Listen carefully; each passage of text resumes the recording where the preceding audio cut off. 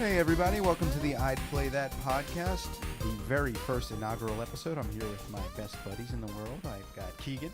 Hello! Liam. Hey, everybody. Ryan. How you doing? And Matt. Hello. So, EA decided to cancel a wonderful Star Wars game. How are we feeling about that? I would have played that. Yeah, I mean... I would have played that. It was an open world game, right? Yeah, it was going to be an open world game, and I'm really pissed because they had me on the hook for so long with Battlefront and Battlefront 2. So, I don't know. I was really looking forward to open world, exploring all different things in Star Wars. And when you take that out from under me, I don't care if you have another game on deck, but just the experience of being able to explore everything in Star Wars, I was really looking forward to that. Don't even tell me you're canceling it. Just pretend it never existed. I think that's all we needed. If what doesn't know doesn't hurt us. Yeah. But you took it out from under us. And Now I know. They had a director from Naughty Dog, Amy H. I'm not going to try to... Henning. Henning. Yeah. They got her for the director, and it was all coming together. It looked pretty good, but they got to pull the rug out from underneath us. Shit. So, Star Wars, they had... This was 3 stages of messing up and restarting. So, they first started it out, and they were going good, and they're like, oh, I don't like that. I'm going to cancel it. I don't know if it was not going with the way they wanted to run their game. If it was open world and they want... Was that when it was 1313? That was the original game, right? I believe they showed a video and then that's the one where you're on like the whatever Coruscant. Coruscant's all canceled levels, too, and right? it's like 1313 is the level that you're on, and the whole game takes place on that floor. I Right, think. so that was canceled too, and that was going to be EA. And that was that same director. What's her name? Emily? It's Amy Henning. Amy. She was. Naughty She Dog. worked on Uncharted. Yeah. She was like the Yeah. writer, kind of like helped with the story a lot. Very, very One of the- talented. Yes. Yeah, so originally 1313 going to be a Boba Fett origin story. You're going to be a bounty hunter going through Coruscant through the No, levels. I don't think it was Boba Fett. I think you're just a smuggler on the. I'm pretty sure they 1313. announced it was going to be Boba Fett. Maybe That not. was the other game they canceled. That's the 14th game that they canceled. Bounty Hunter 2. I don't know why EA won't just like make a good fucking Star Wars game. It's Star Wars. It's not that difficult. When LucasArts had it, they made how many? Not that they were all great, but I mean, Force Unleashed was pretty cool. They were very, very fun. Yeah, definitely enjoyed them when they were LucasArts. Yeah, so I think the one that they're going forward with, I think the reason that they're canceling this is because I think it's too much of a similar experience. An open world game and then a story-based game with the one that's coming out, Jedi Fallen Order with Respawn. I think that's going to be like a linear story experience. And they think that's kind of the same market where they can't be, nickel and diming you, which is EA's thing. They want to get you like they're doing in Battlefront and Battlefront 2. So I think that's what they're afraid of, is just failing on 2 fronts in the same thing. But more Star Wars is better. People really want just good content for It's Star Wars. like one of the most powerful licenses in the media world, and it's like we don't really have many good games with them now, and it seems like such a wasted opportunity. Absolutely. When they bought the license for Star Wars, you expected EA just to pump out Star Wars games every year, just keep pumping it out, no matter how bad it was or anything. But it's surprising that they cancel anything before it even comes close to being Instead, now we finished. have no games. They gave a comment about it, and they said that they canceled this game because they believed that it wasn't matching up with their... They wanted a living world that could keep going forward. So it looks like they want something where you could keep coming back, keep buying microtransactions. It's just very disappointing that EA is just keeping up with the same kind of... Probably like the Destiny model where they can keep coming Yes, out with they want a yearly living content, world. or even Fallout now, where it's like a living game. That whole concept of it.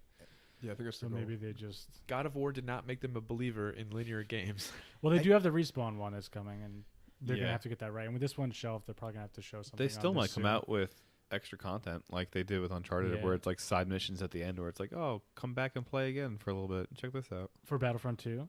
No, for the Respawn one. For Oh. Fallen Order. Well, they'll probably time it with the movie. I mean, they're not going to miss that. And then I'm sure, they'll probably have some type of DLC plans to get that, to keep people playing. I wonder if they will, because I doubt it has anything to do with the movie. Maybe they'll do it just while everyone's on a Star Wars high. But, I mean, I don't know. Hopefully the movie's good. I think we could use a good single-player Star Wars game. I mean, come on. Single players, it's back, baby.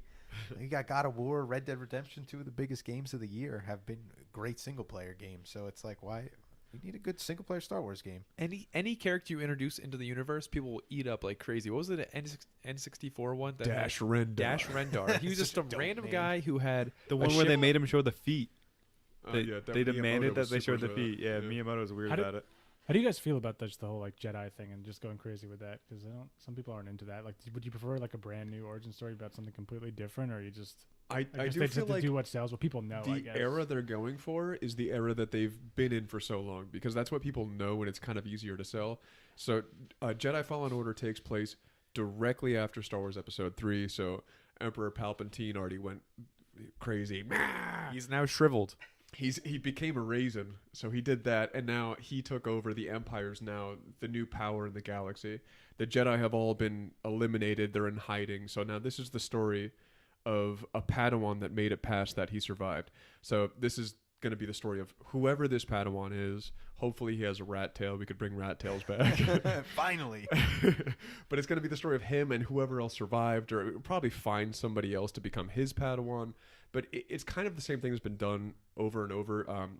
Rebels is not really that old. I mean, how Rebels ended, what, 2 years ago? The animated year and a half series? ago, 2 years ago. Yeah, something like that. And that is the very similar concept when you had Kanan Jarrus or Kanan Jarrus. Kanan, and he was kind of the same thing. He was a Padawan. The Empire took over. He went into hiding, and then he found some smuggler that looks like Aladdin. And I kind of feel like it's going to be a similar thing, a similar thread. Then you have like Luke's whole story is very similar as well. So I just want it to be Rebel Assault 3. That's what I want. I want you to be like a random dude from the Rebel Alliance or the whatever they are now, the Resistance, and I want you to go through, because you remember Rebel Assault from PlayStation? Like, I do vaguely. it's so kind of fun. Like, you do cross-generation. so much weird stuff in that. Like, you start out and you're in a B-wing. Like, the first Yeah. time you ever see a B-wing, and then like you fly into like a Star Destroyer, and then you crash in it, and you have to like get yourself out. So like you're running around a Star Destroyer doing like these shooting games, and then you steal a TIE fighter, and then you're flying in a TIE fighter. You go to Hoth, you're on Hoth. It's so much fun stuff in that game. Yeah, Keegan, you got me really excited thinking about like a Mandalorian-based game that would almost have similar mechanics of like a online experience where you're trying to get the best Mandalorian armor online with your friends, going through an open world. Yeah, what were you thinking with that? The best thing they got in the Mandalorian armor, they already show they got grappling hooks, they got flamethrowers, they got rocket on their wrists, they got all kinds of cool equipment that you could just easily add, and it's very customizable, and you can create your character however you want. And the Mandalorian armor, you can do different paint jobs and everything. Very cool. That would go really well with the way EA keeps saying that they want a world that can keep growing. They can do like pretty much a Star Wars ripoff of Destiny with Mandalorians. That's Like exactly straight up Destiny ripoff. Just do it Mandalorians, and like you can time it with the new Mandalorian series. exactly. And you'd think Disney would be all over that, you know, trying to just push this whole Mandalorian. They're It's so coolish protective stuff of we have. their properties, though, because I've heard of like they like every time like the Marvel movies and everything, it all has to basically funnel through them. Like they're very particular about what is done. So, Yeah.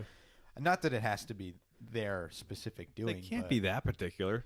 This episode 7 and episode 8 don't go together at all.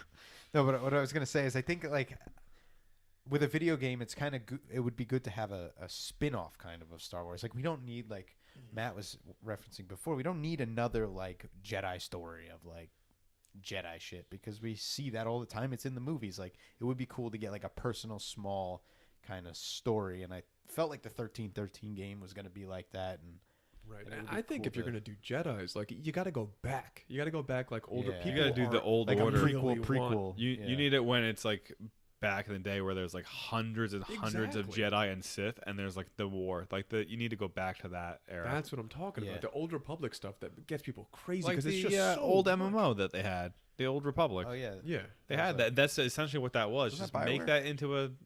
Yeah, that was Bioware. Yeah. Just make that into like a more condensed sized game. Yeah, I mean, there's just so much possibilities. I'm a little disappointed they're going back to kind of the same old thing that you're talking about, Matt. But I still have so much hope, and EA will probably get me again because I'm just a sucker for Star Wars. On the other hand, we got an announcement this week, but not of Dragon Ball Z RPG from that Bandai Namco announced. So I don't know Labeled, anything about this. It's, So it's labeled Dragon Ball Project Z right now, and it's going to be an action RPG. And hopefully for me and Matt at least, it's Legacy of Goku 4. There's been 3 of those? Apparently, Matt's telling me Yes, that. I don't the believe third him. one was called Boo's Fury. It wasn't called Legacy of Goku, but it was in the same vein as the other ones. It was the same art style. I think it was the same developer. I'm not positive, but it's essentially the third one. So Those are all GBA? yeah, Game Boy Advance.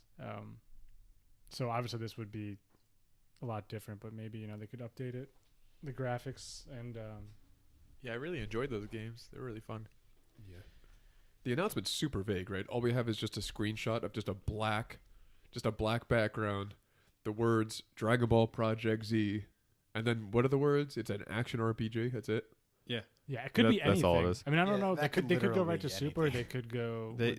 It could be anything. Could it be really. like an isometric RPG or something like that? Almost like a Diablo, Dragon Ball Z. Would that be cool? Nah, There's other I Dragon Ball feel like RPGs. no. There's other Dragon Ball RPGs too that I didn't play. I kind of Was it always. Attack of the Saiyans was one of them. yeah, Attack of the Saiyans is something. I don't remember what the other one is. What's the Dragon Ball the fighting game series? But not fighters, but the Xenoverse? Xenoverse. Yes, I would kind of like something sort of like that, but almost like an open worldy type of game. Like it would be cool translating that kind of combat more towards like more story oriented kind of like not just arena based, but more fluid world. Dragon Ball Z is one of those things, one of those IPs that are just, it's like Star Wars where it's so open-ended and it's so creative. You can go anywhere with it. You can go with like insane flying mechanics and make that the best flying mechanics that's ever been in a video game.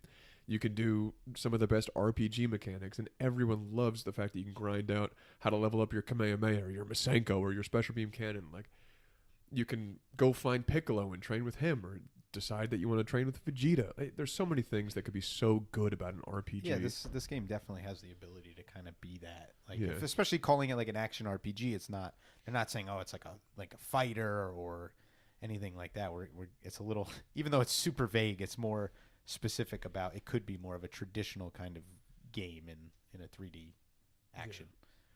Unless, you go ahead, Gay. This announcement was a bit of a solar flare, if you guys catch my drift. Oh, wait. Also, they said that there's gonna be Dragon Ball Heroes for Switch coming out. Yeah, card What- game, right? Yeah, There's well, been it's out like Japan a while. I don't really know. I haven't played it or anything. It's out for DS and stuff. I've never really checked it out, but it's like a card action game. Sounds like a bit of a cash grab. Everyone's going card game no matter Yeah. what. No, it's not like a straight card game though. It's like you get cards and you use the actions to like Goku playing do cards and also Like- fighting people. Hey, Mahjong. Goku playing Mahjong. I don't know. Is that what created some of that spin-off, like alternative future stuff that Yeah, they're trying the to make AF into- stuff. Like Heroes, essentially, yeah. it was like Yeah. all this stuff that people like, all the fan fiction stuff, kind of came to fruition with this kind of. They were just like, okay, let's make a whole series of like what if things. What if Gohan didn't die against the androids? Oh, he can go Super Saiyan 4 now. Like all So- kinds of weird things happen in the Heroes games. It's all like, what if possibilities and stuff like that. Hey, that's pretty fun. Well, we should know All right. more about it soon because it's Yeah. coming out. They're announcing. Yeah, it. we literally know nothing about it. at Well, this there's point. a fighters tournament. I don't know if it's like the World Championships or whatever in a week or two. I think like the 28th, Oh, and then so- that's where they're going to show. I don't know if it's just going to be a reveal trailer. It's or That would be supposedly what the whole lot. exactly, but something that they're going to talk something about Project Z. They said maybe a little something, and then they're going to give more details about Heroes coming out. On a more serious note, who would be your waifu, Bulma or Chi-Chi? Matt has already picked Bulma. I don't do waifu talk. I don't do waifu talk on the podcast. Personally, I thought about this a lot, and right before I go to bed, I always think, "Ooh, my waifu," and I think Chi-Chi because she'd keep me in the straight and narrow. Keegan picks Mrs. Briefs. He likes Bulma's mom. She aged like a fine wine, Mrs. Briefs. Gills are coming back, boys. Bulma. Bulma? She's the. Oh, No. You just talk about age like a fine wine, and she's like. I The don't know. waifu talk's coming Bulma's out. hot. She's We just get it. the- Yeah, Matt, just say it. Bulma's Matt, hot. They it's just, okay. they just focus on her in Super so much. I don't know why. Because she's hot. because she's hot. Did you see the bunny suit though? Waifu Good talk old minute Dragon here. Ball. Anyway, before this gets any worse, 2019 has started. We're all here, new year, new me, new video games. Am I right, boys? Hell yeah, But boys. anyway. So we're gonna go around and we're gonna speak about some of our most anticipated games of the year. We'll just kind of go around the room. Someone will pick a game, and if you're super excited about it, you can discuss it. And we'll do an open discussion on it. If nobody else cares, then you'll know it, and we'll just move on. So, how about we'll start with Liam. Let's hear one of your most anticipated games of 2019. And these are games that have been sort of confirmed. They might not have a solid release date, but we're pretty sure that they're going to be coming out this year. There's so many that I'm really excited for that are coming out this year. But if I'm just going to go in order of the thing that I'm most crazy excited for and getting obsessed with, it's going to be Pokemon 2019. Okay, I think we all probably would have said that one too. So good start. It's so open-ended. So what do we want? What do we want to see in a Switch? I mean, we obviously have Pokemon Let's Go, but that's kind of they've even themselves have made it like it's more of like a spin-off. It's not like a core Pokemon game, and they even when they announced this, they're like, we don't worry guys, we have another Pokemon game coming out.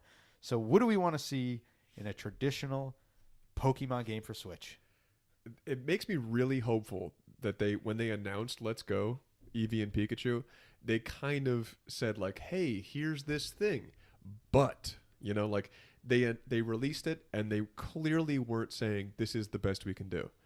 I know Matt and Ryan, you guys both played Let's Go, had pretty good experiences with it, but like, what's your take on where they went with Let's Go? I mean, for me, it was fun. It was nostalgic. You go back, it's plain yellow version essentially. It's kind of weird not having the random encounters. You can see everybody, which is I like seeing them because then you can choose whether you want to engage or not. But just throwing Pokeballs at them is like. It's kind of boring after a while, especially because you just like try to chain catches. You don't battle in this, like no, you do, but don't only with see other trainers. Okay, so if you saw a Pokemon like a Weedle, no, you run into it and it just you brings just up a try and catching catch it. thing. Okay, and you can run away or catch it, and if you can chain enough of them, rare Pokemon will spawn in that area, or sometimes shiny Pokemon. See, this is the weirdest concept behind Let's Go. It creates this weird thing where like. There has to be a reason for me when I'm playing a game to do things. When I'm walking around the tall grass and I see that Pokemon, that's great. I love to see them in real life. I think that's the coolest mechanic that they introduced. But when I have to just catch 35 Weedles just for the sake of having them, and then I just release them like the worst person that's ever lived in the world. You're essentially part of Team Rocket now. You're just hoarding Pokemon. I know. Like, what is the deal with that? They're just completely going back on like they're supposed to be my friends. Well, if you think about it, what do you do when you run into a wild Pokemon normally? Kill them. Yeah, you kill them. That was, so there's just dead unconscious. There's dead me and my Pidgey best everywhere. friend did that. but that was the point of that though was to get experience. Well, you still get experience every time you catch. You get experience. Oh, It's the okay, same so they thing. just basically took out the battle. Yeah, so And now just instead of catching. killing Yeah. tons and tons of I guess poor that's a innocent good point. Pokemon, you're just catching and releasing them. The It's ma- like fishing. They The main fainted. worry- They did not die. They fainted. Yeah, and with no Valid medical point. attention, they're dying. The main worry is that makes the game too easy. So I just don't. Obviously, it's not going to It's translate to the definitely new game. it's But definitely too easy. I have every Pokemon and beat everything. I'm actually other only than the halfway through, and I'm not trainers. actually finding that it as easy as maybe you have. But I'm also just like kind of skipping a lot of stuff. Like I've skipped trainers. I've just kind of You're just beelining kind it a of- little yeah. bit, and I'm Do actually you finding battle? it You more have Pikachu, difficult. right? So do you use your buddy like as your primary? Because I used my Eevee the entire game, and my Eevee could take out the Elite Four almost by itself. I've been switching out. I actually started using him, but then he wasn't my primary once I got like where I am now, kind of halfway through the game. Wow. And I'm actually kind of under leveled, and I lost a couple times, which is Oh really? I never lost a single battle in that game. It just because I fought everyone and caught a lot in the beginning because you told me about the chaining stuff right off the bat. So I went off trying to chain things, and I just chained throughout the game so I can catch all the rare Pokemon in every section, like the special rares. And then by the time you unlock enough catches to get them, you have leveled up enough times. And I just always I like Eevee, so I kept Eevee in my party the whole time. For me, when I saw Let's Go, it was disappointing. What I wanted was something that was like revolutionary. I want Nintendo and Pokemon to finally get together and realize they have revolutionary IP on their hands, something that could drive people not to just buy this game like crazy, but to buy a Switch like crazy. because the Pokemon Company is the thing that drives people like from everywhere. People are going crazy. Yeah, It's over the but highest Go. grossing media ever, right? It is. It beats Star Wars. It beats everything. Right? It's insane. Yeah, And you with the never technical think Well, about Let's it. Go Pikachu. sold like Pokemon. hotcakes too. Let's Yeah. Go sold Anything they do is crazy going to units. sell. It sure did, but it didn't sell Switches like crazy because they haven't gone for that revolutionary thing. I didn't, I thought about Let's Go. I'm like, oh, Pokemon on Switch, but since it wasn't that core Pokemon game, I was just I was like lukewarm on it. I was like, you know what? I'll just wait for the real Pokemon game. Right. But when they show more of that, I know I'm gonna be hyped like crazy to see whatever they come out with. I've loved these handheld Pokemon games forever. They kind of started me with gaming with Pokemon Blue version. Ryan got Pokemon Red the same Christmas. Blue boys. I was Blue Boys. Me and my Blue Boys. Red all the way. We were so excited, and I love those mechanics, and they were so great. And they built on them a little bit, but they were always handheld games, so I had that excuse like. They don't have to revolutionize. It's just my handheld game. I get it. But then when they went to Switch, I was so excited for the next thing, for them to really think outside the box like Zelda does every single installment, you know? Speaking of Zelda, they said that this next game is going to be Breath of the Wild scope of innovation for Pokemon. And that's what I need. I need that Breath of the Wild. I need them to innovate. I want open world. I want to be able to walk around. Pokemon Snap was amazing because everyone loves to see these Pokemon, like in Pokemon Go, you see them in the real world. But imagine you're walking around in this giant open world environment that looks as beautiful as Breath of the Wild, and then you see a Pidgey in a tree, and you press the trigger in the back of your Switch, and that activates a gyroscoping camera where you have your Switch is now a camera, and you can use that gyroscope, point at that Pidgey in a first-person mode, take a picture, and then you got that Pidgey picture right there. You could share that with other people, post it on like some kind of online format where you could have people rate it side by side, like a hot or not. Hot or not. Pidgey.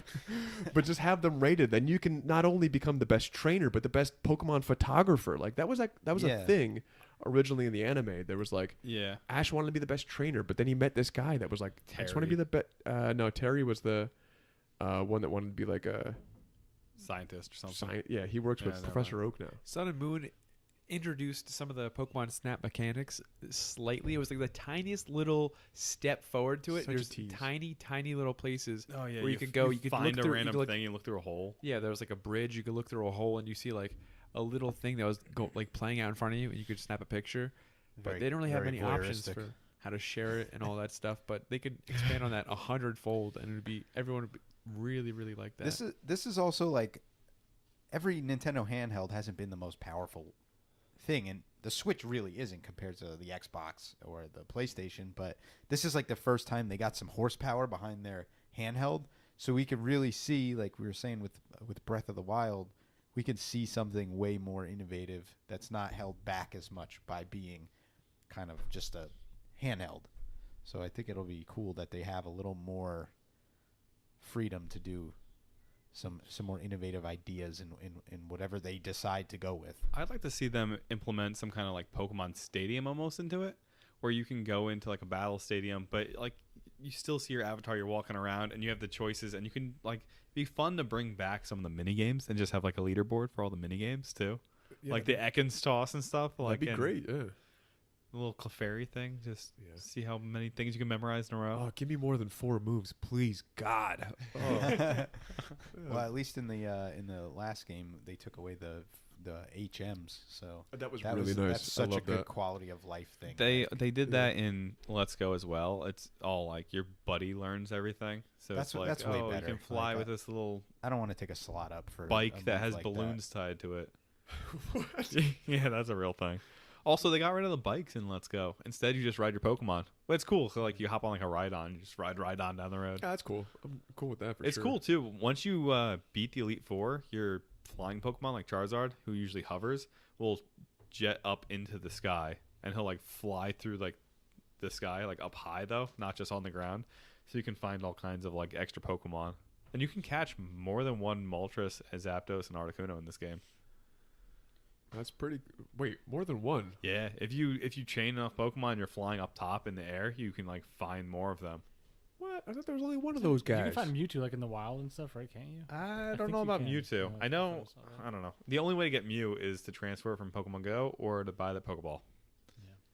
Yeah, I do wonder what they'll do with the new one. If they'll keep, the random encounters, or if they'll bring the. I feel like see them. they always kind of go a little bit like, oh, it's going to be the most innovative Pokemon, but it's always kind of No, basically it's going to be the same thing. formula. Yeah, Which it's isn't bad. It's proven. No, it's not Yeah. bad. I think they just have to. They've slowly iterated and improved things slightly. I mean, I do get what Liam's saying, and I hope they do it. I like the way he thinks, but will they do it? I don't know. I know. Yeah. They have. A I said, what do we license to want? sell Not what are they going to do? Yeah. That's I the think difference. the new one, they might leave the Pokemon on the screen. Like, you'll see them in the wild rather than random encounters. You'll be able to choose who you battle, but I think they'll implement back Just- into like battling to catch and you putting the Just stats from a effects and stuff on technical them. perspective, they have so much more That's- ability yeah. to like have things in the world. It's not just like going to be an overhead thing where you're running around at basically a very sort of lifeless town. We can see a real world, Yeah, and I think that's going to be the biggest thing they're going to do when they do finally show the this game. overworld. Yeah, Yeah, I think because- that's going to be the. Especially coming off of Let's Go, where they've kind of taken a lot of things out. They can come back and say, look, all these things are back in the game. And additionally, the world is just so much more fleshed out now because of the power of the Switch. So I think that's something that we'll actually see. They do need to do something about online services though, because That's Nintendo. you're gonna need to be able to talk to people if you're doing any kind of online stuff. I mean, you don't have to with Pokemon. I would like to be able to. I think they're kind of afraid of online services with a Kids, IP Especially a lot of it's kids. there's so many kids. children oriented Yeah. to a point that you're going to have so many children playing But- versus or as among adults as well. Yeah, I that's, hope- that's a good point. They improve on that too, and that's one of the reasons why you'd want to wait for the base game, or I guess a mainline game, if you would call it, is all the online features. You're distracting me with the dang cat. Yeah, there's so many things you could do.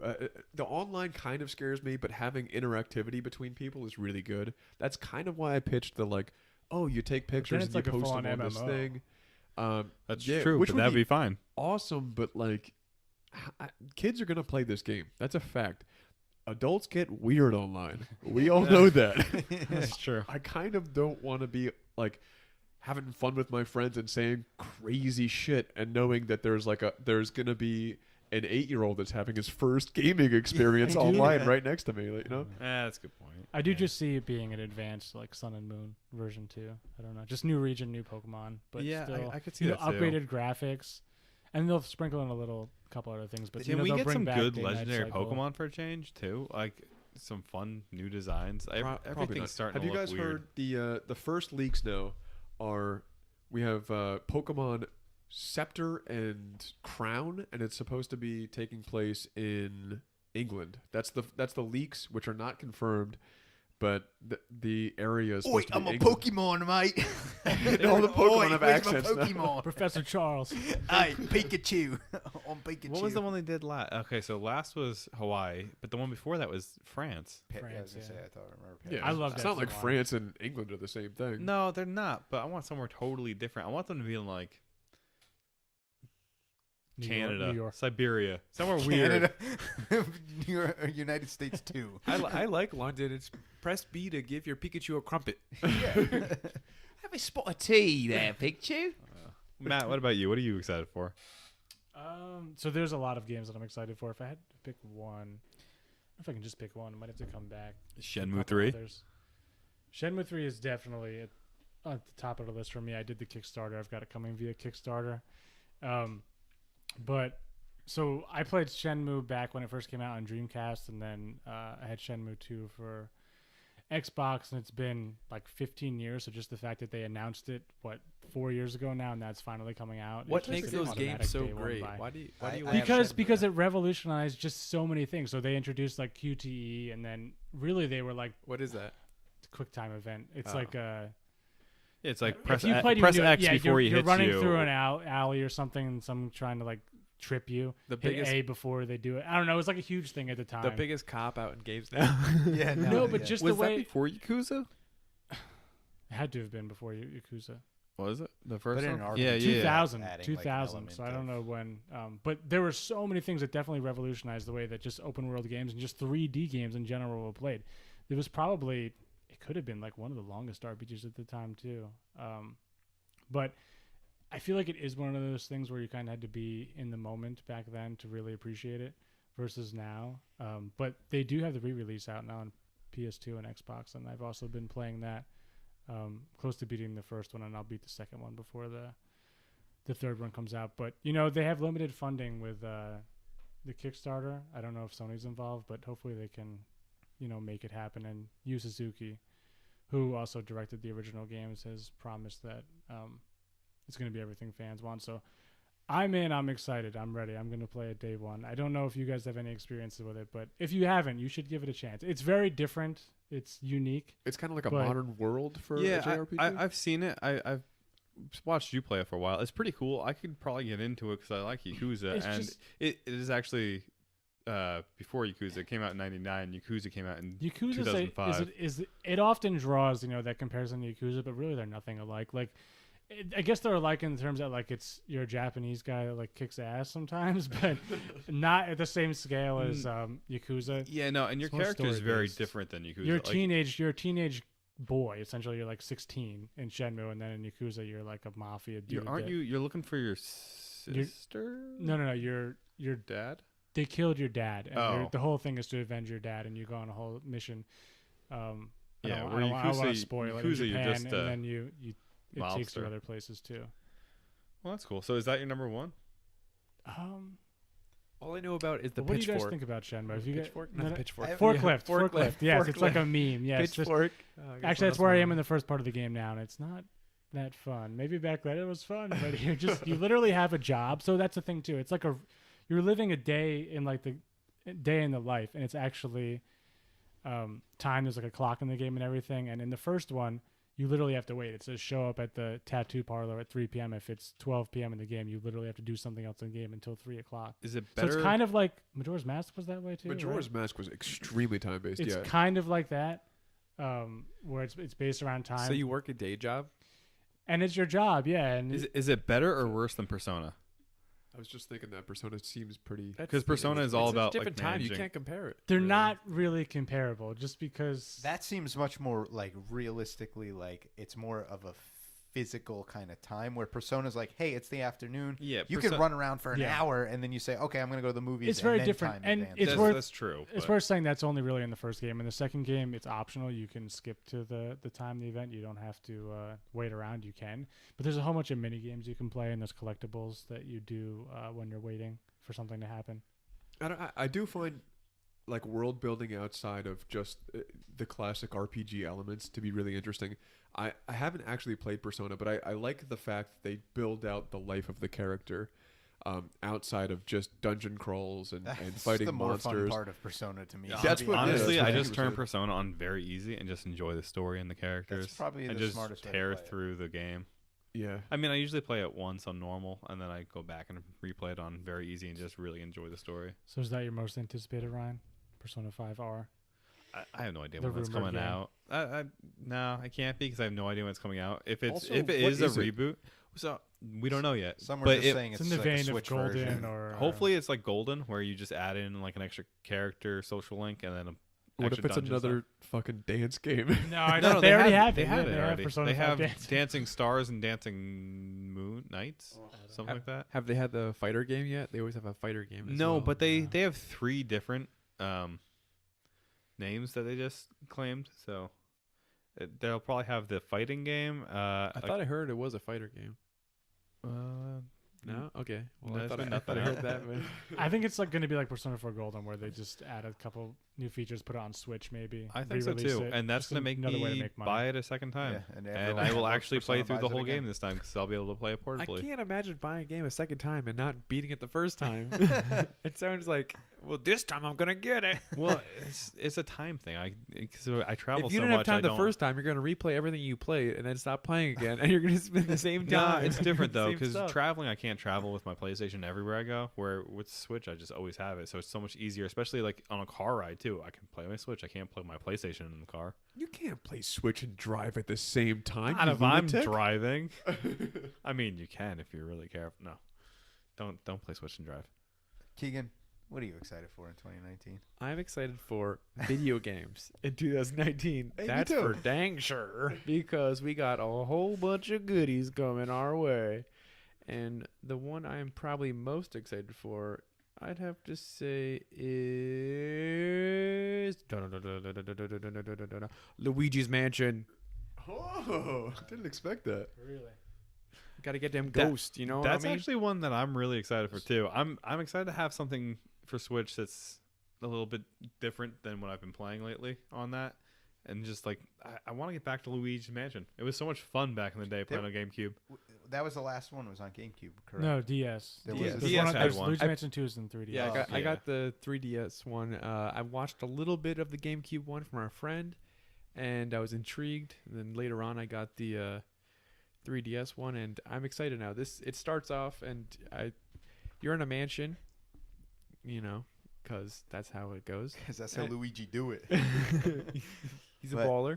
There isn't too much announced for Switch in 2019, so that's like one of the few games that we Yeah, really it's know good. about too. Oh, quick side note too. There's a Luigi Mansion arcade game in the arcade where it's like you sit in a booth and there's like curtains around you, kind of like the Jurassic Park kind of game, and you have a vacuum, and it's a 2-player game. You sit next to each other and you like vacuum up ghosts while you're on rails.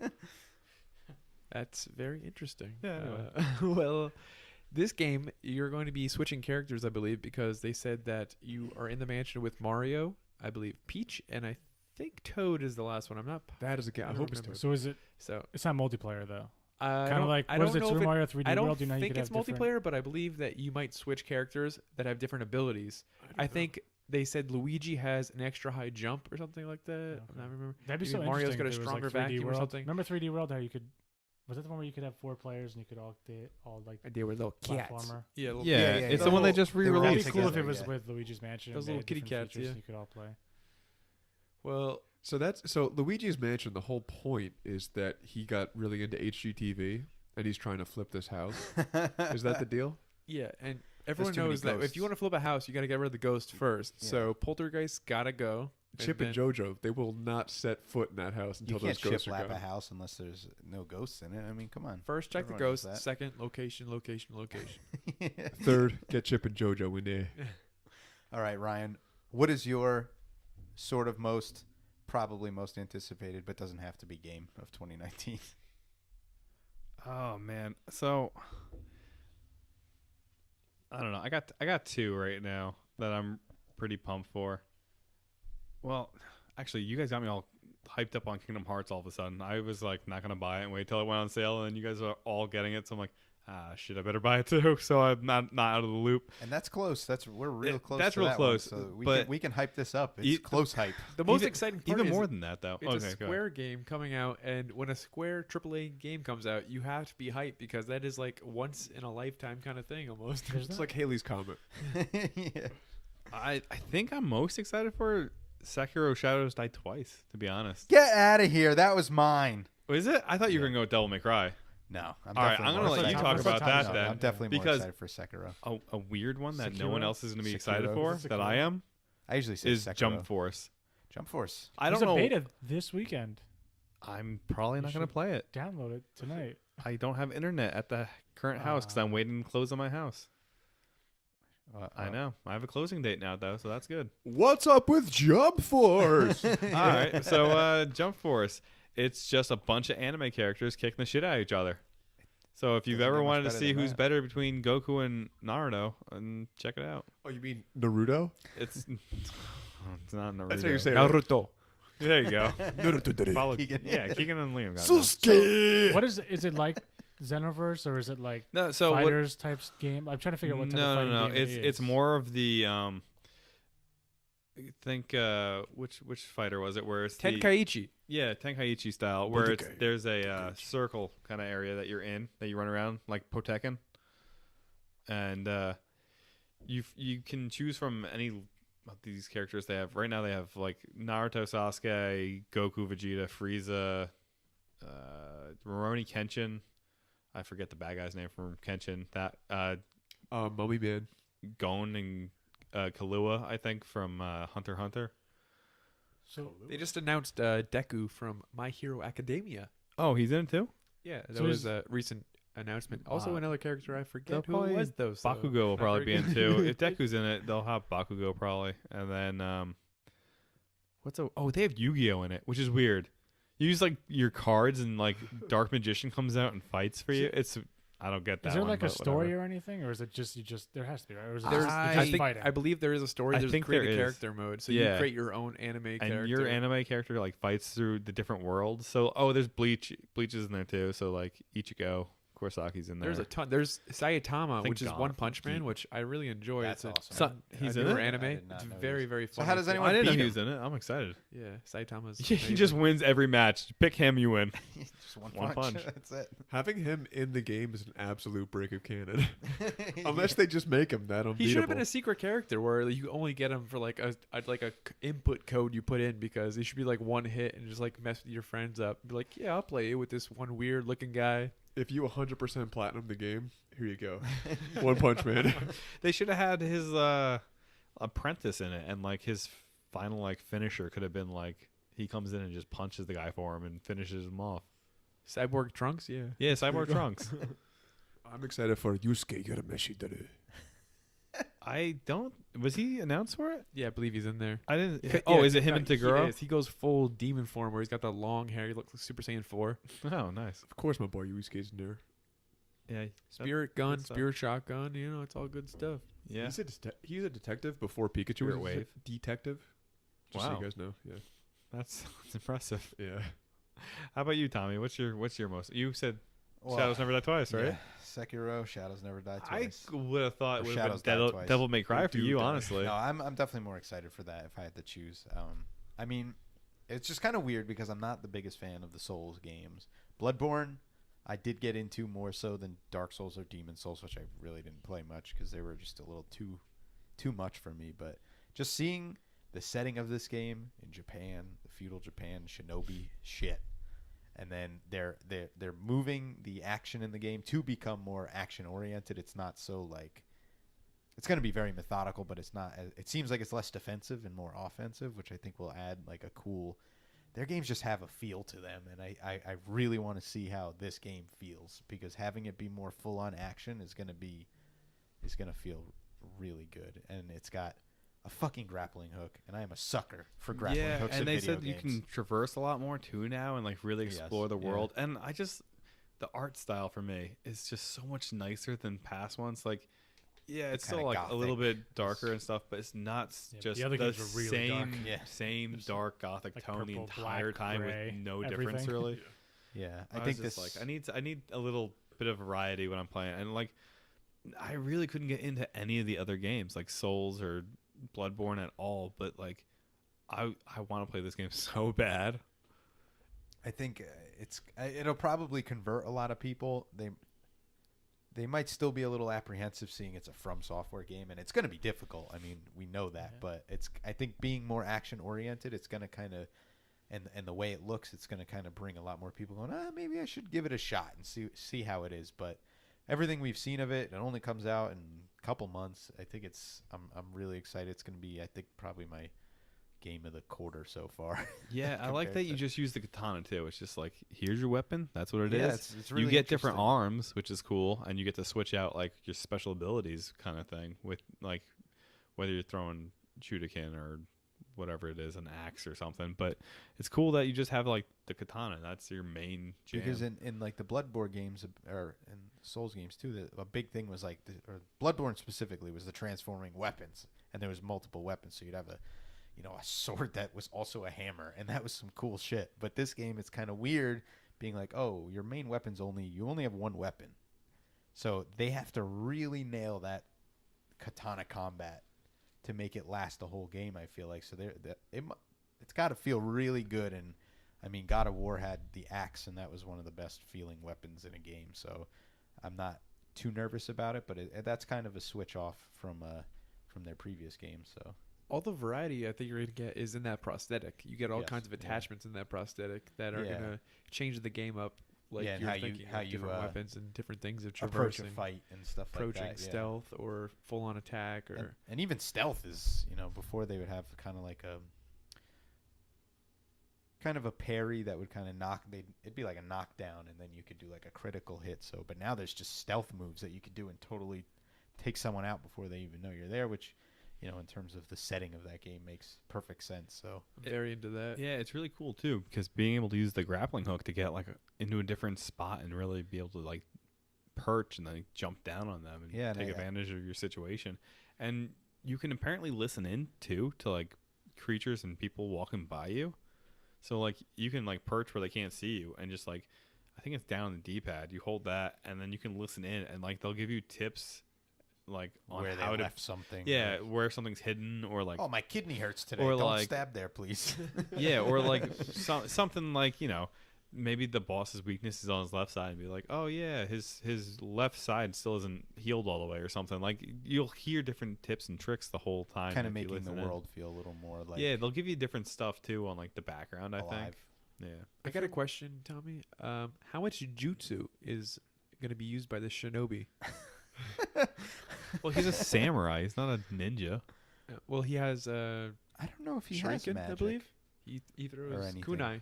Kunai he throws. No, I think it's Shuriken. Oh, Shuriken did it. Shuriken? Yeah, either or.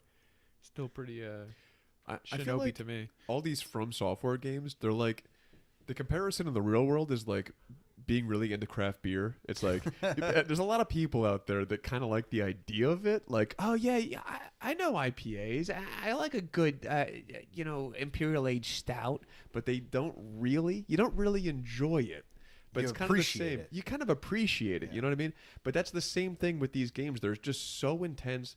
There's so much detail in there. There's so much love for the craft of video games. It's so detail oriented. But sometimes it's just too much. You know what I mean? And they feel like very old school in a way that, like, Bloodborne was really the most I played of a From game, and it's like you're kind of dropped into this game, and they don't tell you shit. yeah. Like you're expected to die like the first time you encounter an enemy, Right. and then it you spawn at the in that little realm thing, and then you slowly figure it out yourself, or you look it up online, and that's what's cool about playing a From Software game when it's first out, because it's kind of this whole community of people discovering this game together, and it's like, oh, I don't know how to get to this part, or I don't know how to do this, and then like everyone's like, oh yeah, do this part, whatever, and it's just cool being part of that little zeitgeist Right. of figuring out this new thing that's like unlike anything else in games today. My advice to the one listener we have at this point is that like if you really love video games, you really love the challenge of beating something and figuring out all the details around this, what they programmed and how this enemy reacts and how your weapons will react. You love that, really love it, and love the challenge of it. Play From Software. But if you are going to have a hard time with just losing and losing Yeah. and losing, and just get aggravated like that, which is me. I can't beat a Souls game. I can't get through Bloodborne just because I don't have the patience for it. Yeah, you have to be able to kind of want it, because if you're just gonna get frustrated from dying and you don't get that rhythm, it's frustrating and you'll just hate it. But as a gamer, if you do beat Bloodborne, if you do beat Dark Souls, if you do beat Sekiro, you add that to your Boy Scout badges. That's the Boy That's what you Scout do. badge. That's a serious Boy Scout badge It's a on your belt there. WWE heavyweight belt right there. Seriously, and that is very cool. I respect anyone that has beaten those games, but I just can't stick with it. That'd be the first thing you tell someone when you meet them. Is I beat Bloodborne, or I Yo, what's up? I beat Dark Bloodborne. Souls 1, 2, or 3. Especially the girls at a bar. Well, It's true. Exactly. The people that play these games love these games. I don't, they are very slow and methodical. So kind of like Liam was saying, if that's your thing, cool. But if not, it's And I it's think- some good very news too. divisive. But And I think, again, like I said, this one's gonna be a faster pace, and I think it's gonna help draw people. I do who- wonder though how they are going. They have to cater to like those hardcore fans. Oh, so I wonder what definitely. they're gonna do. Yeah. Like I agree. It seems like they're trying to reach out a little bit. Like I played a little bit of Dark Souls and I liked it. I didn't love it.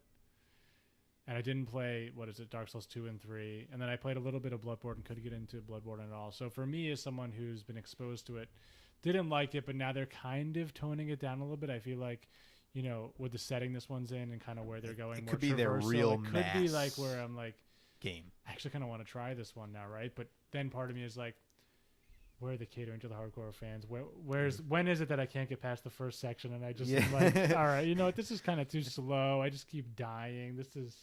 You just want It's to play it that because you're a balance. samurai. I do. I mean, Yeah. everybody likes being a samurai. Who doesn't like being a samurai?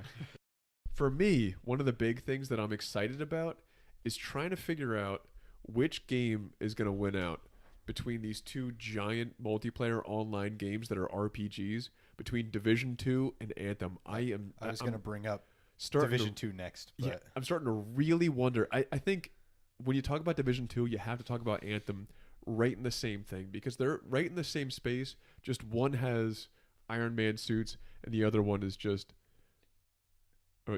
regular guys running around the city. yeah, it's two very different but very sort of similar games at the same time. I mean, Division 1 was fun. I enjoyed it. It had a good feel. I didn't really do any Dark Zone PvP stuff, but it was fun. Just kind of like, you just want to chill out, listen to a podcast, kind of just shoot some stuff, find some loot. It was a fun game for that. Anthem is obviously a whole new experience, and if it wasn't for EA, I'd probably be like head over heels hyped for this game. That's what I'm worried about too. Because it's like almost an Iron Man video game. There's friggin' ninja robot looking things with crazy like melee transforming stuff and backflipping off huge mountains to fly off. It's like it's a recipe for amazingness, but I feel like I know. The more I watch too, the more the javelins look so different. The gameplay looks like so unique. If you go to the Interceptor, it's like the fast light version where you're sprinting around. I always like to play kind of the more nimble. That's fast, what I do. Like Fast and loose, baby. yeah, keep That's it how I fast play and it. loose. If you guys had to pick one of those two games and only one of them to play, which one would you pick? For me, I would go Anthem because I like the mechanics of being able to fly around, and I really like exploration a lot. And I'd love to explore DC and all, but flying and going underwater and flying in an Iron Man suit, that's what gets me. I'm a little worried about the lack of PvP and all these different things, but I just want to explore an Iron Man suit. Which one would you go with, Tommy? I'd go with Anthem too, I think, just because we already had the Division 1 and it was a fun game and we could still play that. But Anthem is going to be a whole new experience, and even though again it's got EA behind it, it still is a new game, and I feel like we need more new stuff in the game world at this point. So I kind of like the idea of having something fully new to really dive into. Especially, a good loot game with robots, fucking suits, man. Come on. It's like... Yeah. What about you, Matt? I feel like you're leaning the other way.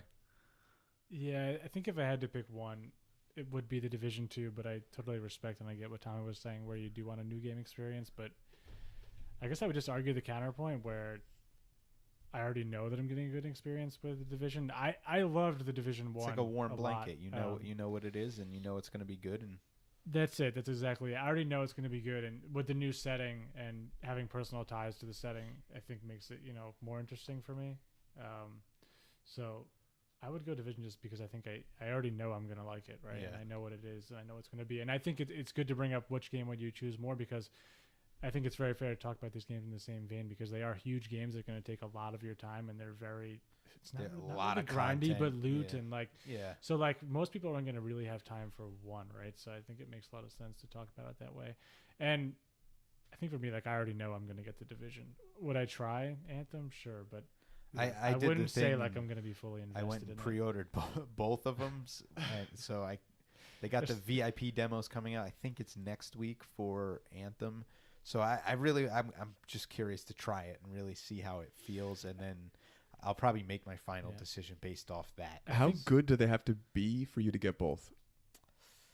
See, the thing is, stupidly, I'd like to get both because I'm just an idiot in terms of buying stuff. But like, it's hard because I know, like, with these types of games, you're only really going to be able to invest your time properly into one of them. You can throw an Anthem, kind of keep it your sort of multiplayer fun game, and then have like a Sekiro on the side.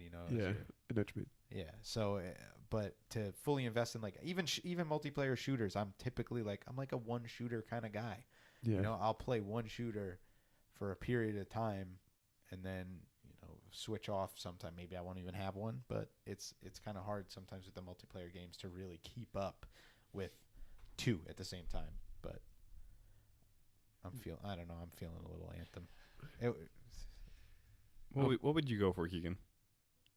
So I would break it down like this. You got Division 2, which first launched the first title with 0 PvP, just you and your friends against PvE. You could do story missions, or you go to the dark zone and play other players, kind of PvP, but not really quite. It's like you're fighting over loot, and it's kind of tug of war almost. You got to do a timer, and It's a combo. They have PvE Yeah. in there too. Extract it's all it. at once. Yeah. It's like a sort of way of doing PvP, but Anthem is.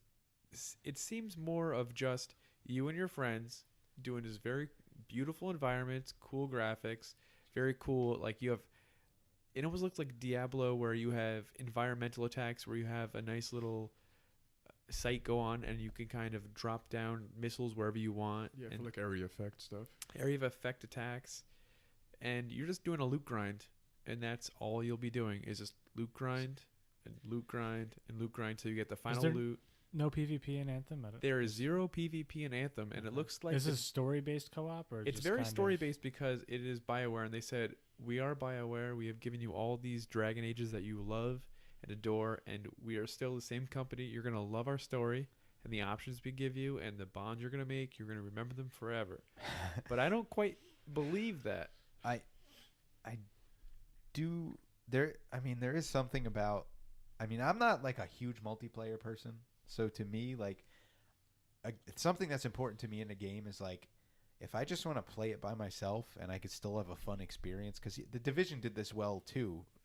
Like, if I just wanted to play by myself and just do missions, get loot, and have fun, I could do that. But then I could, play with friends and conquer the missions that way. But I kind of like the ability of Anthem being kind of similar in that way. But I mean, they both kind of nail that aspect. But I don't care much for PvP in these types of games myself. But They still sound pretty similar, where you're both trying to just get loot and get better. But the Division is coming out the second title, so they've learned from their previous title. They got the feedback, they listened to it, and now they have 3 different dark zones. So the dark zone is when you go into the dark zone, you try to go fight enemies that are AI or regular players, and you extract the loot. And when you go into these dark zones, people were able to just kill you no matter what the level was. Nothing mattered. It was just like no holds the bar. Dark Zone. It was dark zone. It was the wild, wild west. So you'd have to kill them, get the loot, and then you have to go to a certain designated zone and extract it. You shoot a flare up in the air, and a helicopter would come, and you have to put your loot in, and there would be a timer, and everyone would be notified in the dark zone. They'd come and try to kill you. So this time they want to be more inviting, because people were a little scared, a little intimidated by the dark zone. So there's 3 different dark zones, and you go and you do it. But when you go in, the caveat is everyone has everything equaled out. It's all balanced.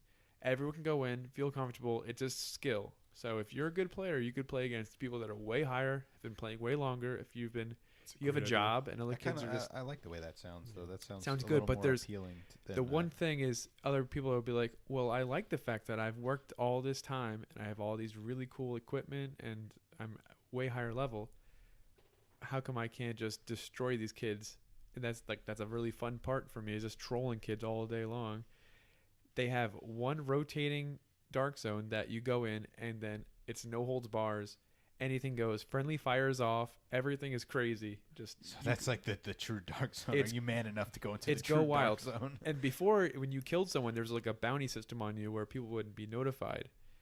That's gone now. So now it's like they don't know if you've killed people or not. It's like, don't trust anyone. It's crazy inside the dark zone. That one It's like true crazy dark zone. apocalyptic, anything goes kind That of is situation. very exciting That all for me. sounds good. I'm hyped. I'm hyped for this game. You know, man, They- you Your guys pick are was selling me a little bit. Division 2? No, and That's the Division also 2. the game no, is that's also your pick, though, right? That is definitely my pick, Okay. because It's- Anthem needs to go through its growing pains. It needs to learn. It needs to get feedback from the true. community.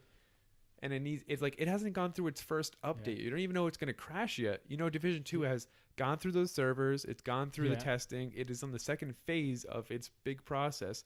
So I trust it way more to day one, go into Division 2 and have a good time with my friends. Yeah, and this game, it's worth noting too, even from the Division 1, like when the Division 1 came out, you know, there was it took a lot of heat, but by the time, you know, they were done updating it, it was a completely different game almost. And, you know, now translating that into a whole new game is just something, like you said, they learned from everything. And it's also worth noting that the game was also really generous with loot. I feel like over other loot grinding Oh, games, yeah, which definitely. for me it was nice. That was a huge part. Yeah, and- you'd open a cabinet. You'd get And some this time, pants. I'm pretty sure all the extra content is free. There's no season pass or anything, which I for me believe is hype. I don't know if Anthem's is probably doing free that too, as right? well. They're doing because Yeah. it's all story based, but they said that they're going to all the story stuff is going to be free in the Okay. game, so that if you're with friends and What about someone you, doesn't get Ryan? left Last behind. guy, what would you pick?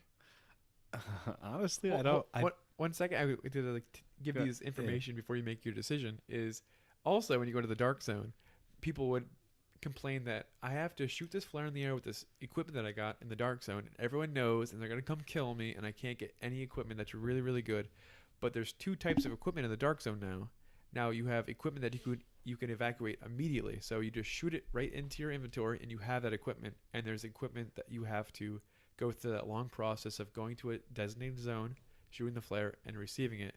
But it kind of makes up for you don't get anything if you get screwed over. But now you can get something no matter what. So now That's everyone nice, gets yeah. something. So it's like Love it that. kind of takes away the headache of having to get through the whole process every time and just kinda- getting screwed over and over again if you're just not a good player. Yeah. You could still get something. There's still it's an incentive to draw people who typically wouldn't go to that type of environment to do it, which is And that's always smart. one more thing, I'm a little hesitant to trust basically either of these companies because it's a new trend in games to release your game and just say we're DLC free for the first few weeks, and you get all your Well, I think- reviews out of the way, and then the DLC comes out of nowhere, and it kind of takes people. They're doing the whole Off thing. I guard. think there is some weird thing where if you buy the Division 2 like gold edition or whatever, you get the DLC 10 days Yeah, they earlier do. or They, something. It's something. So I mean, I don't really care about that, but It's a I lot of guess things they're like that. They're trying to trying to pull they're that. trying to go around the reviews. but a it's lot of the okay. time I could now. live with that if I As can long get it as- free eventually. As long as those types of things they don't hinder the experience for the people who don't want to spend the extra money, I'm all for it. Like if you say, okay, you want to pay an extra $20 when you buy the game and you get something a couple days earlier, you get a couple extra bonus XP or something, that's fine. But as long as it doesn't make the experience for like the people, Spider-Man did, yeah, where as lo- Spider-Man released, and like, well, if you buy this other edition, you get 3 perks off the bat. It just makes your Yeah, game a little bit easier off the bat. yeah, which I don't. Like, that doesn't whatever. Really, yeah. It doesn't really affect anything, especially being a one-player Which game. would you choose? Yeah. So with What that would I choose? info- I would honestly choose neither. I That's really not- don't that's want not to play a choice. either of That them. is a terrible Oh, option. you're like putting a gun to my if head. you Like, had you to have yeah, to pick. you have to pick. Or you Like, Which blow one my do you brains want to out. pick? if someone just said, Neither. "Hey, you're gonna sit down on the couch, you're gonna play one of these games," which one would you Don't pick? make me- He's gonna Yeah. play Persona No! Persona 5 for the fifth Review. time. Yeah, Nah, Persona which 4 one are you for the most first time. curious to try out? Like, if since you don't Between seem the to two of care them, about them, Yeah. which mean, one's just the most I appealing? really don't care about either game, honestly. Like, Anthem just seems like Do you like Iron Man? it's alright. Do you like Sam Fisher? I was gonna say that. Sam Fisher's cooler than Iron Man, so on Okay, that so Division. basis, it's going to be Division, I think, just because I like Sam Fisher better than Iron Man. I mean, I don't know. I feel like if I had to pick one, I feel like I'd probably lean towards Division, just because it's a little bit simpler, honestly. Like, I don't want to have to go through and like pick different javelins Fuel your jetpack. and just like go I through don't like know make if it's a thing. I know like they have I don't like, think so. very limited builds, but like I don't want to go through the hassle of making a build for like my character and that. I want to just pick up So a you're gun and against shoot innovation. people. No, it's not that. Games It's should just, all be the same. just one gun, a pistol, and you walk around and you shoot things in a straight hallway. that's not what I'm saying at all. I'm just saying that I don't know. I'm a little burnt out right now on like the super loot grindy games. I want to get to something a little different for a little while. So But Division 2 would be my pick, I think. we're talking about games we're excited for, but I'm looking at this list of games that we have, and I'm just curious. So, what are some games that we're a little just unsure about? Like, I see Crackdown 3 on here, and I love the original Crackdown. Crackdown 2, I didn't really play much. Isn't Terry Crews in that? Is that Yeah. Crackdown? It's a Terry Crews Terry race Crews simulator. game? Terry Crews presents Crackdown 3. So it's like, how do we feel about Crackdown 3? Really, how much do you like Terry it- Crews is the question. Is it too too little, too late at this point. It's been delayed for like 5 years in a row. You could see a lot of gameplay at this point. If you just go on YouTube, you just look up Crackdown 3 gameplay, you could see a lot. And honestly, it looks like maybe not a previous generation, but like PS4 beginning of this generation's life type of game. Very underwhelming. It's a little underwhelming, to tell you the truth. Thanks to the Xbox Game Pass, which it will release on, I think that's that's beneficial for this game, because I'm sure I'll try it just because I know that I can download it and just give it a shot without much That's real actually a good call. investment. I'm probably in the same boat. And I think that's smart for them, because even Sea of Thieves is similar. Like, I think if that game didn't have Game Pass, it wouldn't have really caught too much traction and give them the ability to go, okay, we got a little bit of a player base, now we're going to update it, where this game might be kind of similar. Like, it's there so people will try it, but they wouldn't have really went out of their way to play it if they had to pay $60 for it. I which 100% agree. never done I that. wouldn't pay for this game. But if you do have Game Pass, yes, the game looks very dated, but there is a chance that the game mechanics, there's a lot of things you could do. You could double jump, and it's really fast-paced looking. It looks kind of smooth, the gunfights, but it could be something that clicks with you. So, I mean, if you have extra time, you have Game Pass, definitely give it a try. But other than that, Yeah, it's voting with your dollar, I would not give this game my $60. Yeah, especially with so much more coming out. I think the cartoony aspect of it, like the bright colors, neon, and it's a shooter, and it's on Game Pass. All three of those things in a row kind of make it very easy and accessible for young kids that are playing. Like, they see like the atmosphere, they see that or Sekiro, and if they're both on Game Pass, they're definitely gonna go for that, because it's like a nice, bright, hope they warm, do. inviting game, and it's a shooter, and it's They'll never play a video game again if they start with Sekiro. yeah, it's very inviting. Did everyone here play the Resident Evil 2 demo? Because I that did, game's coming out very soon. And I that demo did not. I don't have internet, so was not able to. What do you guys think about the way they did the demo with that 30-minute and then It was lockout a very timer? interesting choice, because, I guess it was kind of nice because you kind of got to do whatever you wanted to do, because it was sort of the full beginning. I don't know how different it would have been if they just said, okay, well, we're just going to gate your progress. So once you finish this puzzle, It was gated. It anyway. is done. gated. Yeah. You get to a point and it stops you. So maybe it was more gimmicky than anything else to be like, you got one shot to get through this demo, and people be like, ooh, something unique. It's kind of a didn't- cool challenge. Yeah. I didn't really like it. I did play the demo, but I never played the original Resident Evil 2, so I didn't I really never did know either. what I had to do in the beginning. It kind of took me a couple minutes to figure out what I had to do, and I'm like, I gotta. I played it on PC, and I don't know if it's the same on console, but on PC it popped up it was in the form of an achievement. It said 5 minutes, 10 minutes. It kept telling me how Do you far I like was puzzle in. games? No, I checked. But- I had to check the pause. Oh, you did? Okay. menu to Anyway, I see didn't where really was. know what to do. At first, I just kept walking around, and eventually I did figure it out, and I got somewhat far in it. I don't know how far I actually got. I got the shotgun. Yeah, Is that's that- was that far? that's about where I got. Yeah, I think I got that's the where shot. Actually, a me and little Liam got. further. I went in the shotgun. I got the shotgun, and then I went.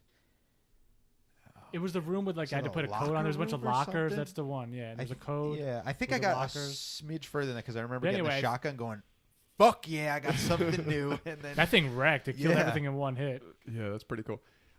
For me, I had two different takes on having that 30-minute gate. Number one is this is an awesome marketing ploy for a lot of games where you feel like I gotta play this and I I gotta did get want the to play most. more. It- After the demo, I was like, "Shit, man, I kind of wish I could." It's a keep great playing." time Yeah. limit for that, but also you feel like I have to be playing this. I have to be taking it all in. I can't lose concentration for a second on this. I need to really pay attention, and that's great. But then the other thing is I'm playing a Resident Evil game. I'm playing Resident Evil 2, where rushing is the exact opposite of what you want to do. So it goes against the spirit of this game. Trying to rush through in that 30 minutes to see everything you can see. You really need to take your time in Resident Evil 2. It's all about taking in your surroundings, making sure you have the right amount of ammo, making sure you're not wasting bullets. It's also weird to not want to finish off an enemy. You're just trained over and over Yeah. again in all shooters. Just kill everything you see. Oh, Doesn't yeah. matter. And- Just spray. And then But this this one- one, sorry, but it's almost a little. You don't really know if the enemies are dead sometimes.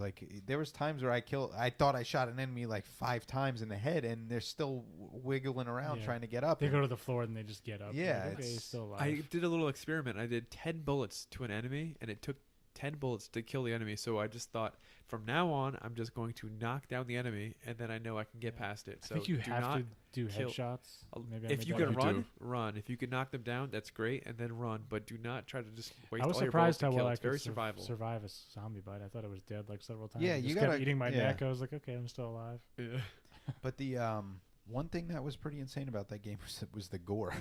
Like when you would shoot an enemy in the head and you'd see like part of their face just kind of peel back and like their like teeth and gums are showing was gnarly and also awesome at the same time. They're because- very proud of it. 'cause yeah, they're like, they- check this out. Yeah, you walk Yeah. down the dark hallway with your They did the flashlight, lighting and then, and everything. yeah, you take the zombie who's sitting with his back against the wall, and you pick his head up, and it just totally The jaw gnarly. is Yeah. like cut back with the jaw hanging You see down. Or the the- muscles coming out. It's Yeah. very Or graphic. the guy that's ripped in half underneath the door. You get to that part. yeah, yeah, Oh, when yeah. that's It's like yeah. this guy. The guy it's like, who's- all right. He's who like, was oh fuck, you're gonna be all right. Still alive. You'll There's be a guy fine, buddy. impaled on a pipe above the door you have to go yeah, into. did you bump into him? Because I bumped into him and he fell. And oh shit! No, I turned the corner, I looked up, and I saw that, and I was a little freaked out.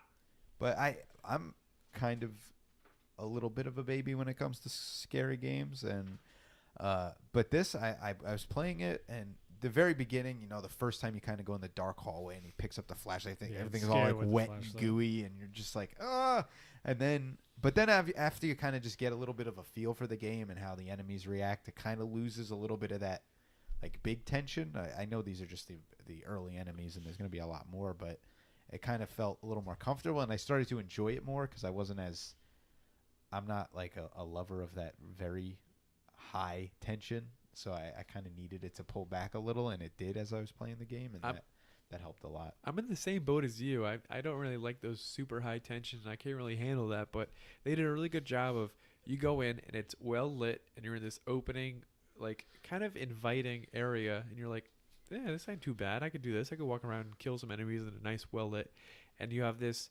almost garage door that's closed and it says quarantine, do not open, with like a scribble, fast paced, someone wrote that, and you have to open it, and then you don't just open the door up all the way, you barely like, open the door. yeah, crawl, and then you have to squeeze crawl through it. into a dark area that you know you're not supposed to be into, and it's quarantined for some reason. It's And you go into there, and you know it's going to be hell in there, and it just every terrifying. instinct is like, don't go in there, and you're just like, hey, I'm a rookie cop. That's what I'm supposed to do.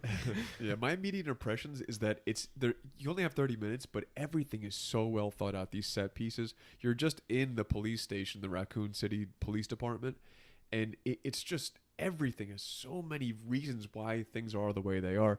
You go into like the police chief's room, and they have like sleeping bags everywhere, and they have like recording devices. They have a camera set up, and you can just kind of imagine in your head they were doing like one last public service announcement Yeah. before they died, and you see them just gored all over the walls, and it's just there's just so much that like tells a story if you're really paying Just attention. in the environment. Just yeah. in the environment, that's like, oh my god, these poor people that had to live, they lived like this on the edge of their seats, just trying. And you see barricades that are ripped open by zombies. It's just so good, and having to experience it with just a flashlight, so you're seeing one piece at a time, and as you're seeing it, you're piecing it together in your brain. It's just really clever, really well done. To think it was done so long ago, and then to be put into like modern day graphics, it's so impressive. And to it me. really is like such an impressive looking game. It is Like- beautiful. It's competing with the top games in the like industry, you and now kinda it's a remake or never remaster, really I'm would not think sure. of it like Resident Evil 4 at the time was too, but Resident Evil's kind of like one of those secret games that really that does some really cool stuff sometimes, but it's not like not every game that Resident Evil game comes out, you're not like, holy god, this is going to be the greatest game ever, but when they nail it, they fucking nail it. The really, really cool thing about it is that it is nowadays on our phones and everything, you have all these like escape the room games and all these puzzle games that are just very simple puzzles. It is that with the aspect of it is horror, and you are scared out of your mind, and you're trying to solve a puzzle with this, like, you don't know when something will pop out or come after you, and it's a shooter, horror, puzzle game, and like all three of those melded together creates awesome. You have to think extremely fast, and you're just always on edge, and it is an amazing And atmosphere. I don't know if you could get to it at the demo, but the guy, the Tyrant or Mr. X or whatever they call him, is like this big ass, like he's He's got a big butt. Like he's got a big thick ass, but he's like this Terminator thing. You can't kill him. Like I've only seen these in the videos because like I said, I don't know if he was in the demo, but like he will always be chasing you. So you can run past him into a different room, and then all of a sudden you'll hear thump thump thump thump coming. That's up. what I appreciate. And is that's gonna not be being able to kill very someone. scary. And even when he opens a door, he like he's so big, he has to like kneel down and like lean in the room, and then he's just there. I and love that. he's not like a grotesque looking creature like kind of the Nemesis was in 3, but it just being that hunted. to me just is like that constant like stress, anxiety, and then just having these zombies also that you got to worry about is kind of, it's going to be a lot. But Mixed with the brain teasers is such Yeah. a interesting, Right. smart way of your brain is kind of fumbling because of this. Like you're so scared, you're fumbling around with these little brain teasers. It's so simple at its core, but it does it so well. I just hope they don't overdo the kind of tyrant thing, because I do feel like sometimes in these games when you just have like one thing constantly trying to chase you, it sort of loses its luster after a while. Like once you learn, okay, I could just run past him this, and if I'm this far away, he's never going to be able to grab me or something like that. Then it kind of loses it. So I hope he's in certain sections, so when he's in those sections, you're like, God damn it, this is very scary. But then he kind of just goes away for a while. That's true, because the one thing I did notice was once I realized that I'm not out here to kill every zombie ever. I'm not an extinguisher. I'm just here to solve these clues and get to the next point. I realized there is a lot of bullets in this game, and I don't know what the original was like, but I found myself with an excess of ammo because I was just trying to knock down yeah, you or were get playing away. the game right then, because a lot of people will go into a game like this and just like you said, have to shoot I'm going to kill every zombie I see. But these and then you also have the inventory management of, well, I was getting to the point once I had the shotgun that I could only hold like 1 or 2 extra items, and then you have to go, okay, do I have this plank to board up a window, which being in a demo I wasn't exactly worried about, or do I hold a health item? Do I hold a knife? Like you get to this point where it's like I can't hold as much as I want to, and that's kind of a little bit of an element too, which most games let you hold anything. Yeah, you really, really appreciate when you get a little side pouch that has 2 more inventory spots. Once I You're got that, so I was like, thankful. oh shit, yeah, 2 spots. I love This is fanny great. packs. Yeah. Fanny packs Yeah, are why- so in right now. I can't wait to get the RE fanny pack. It's 4 spots. I'm gonna stick my Gatorade in here. All right, so guys, what do you think about Rage 2? Because when I see videos of Rage 2, Okay. let's I go there. think this could be the best online shooter if it was multiplayer. But it's not. We're talking about just a straight story experience. I don't know if I trust these guys, if I trust id for just a straight story experience. But the mechanics of that game, when you see videos of them shooting people and using like these creative telekinetic ass. powers, and I'm like, Yeah. oh my god, it's so fast paced. It looks like a shooting playground, basically. Like kind of. I Exactly, mean, yeah. Bulletstorm was similar when that came out, Right. But the ability just to jump around in the crazy neon, like sort of Mad Maxy type of environment, I'm always game for that. Like, It just looks so amazing. What gets me is that I don't usually get pulled into these first-person shooters if they're just purely story. And I'm talking even like Wolfenstein, which is one of the most critically acclaimed first-person shooters that are just pure story.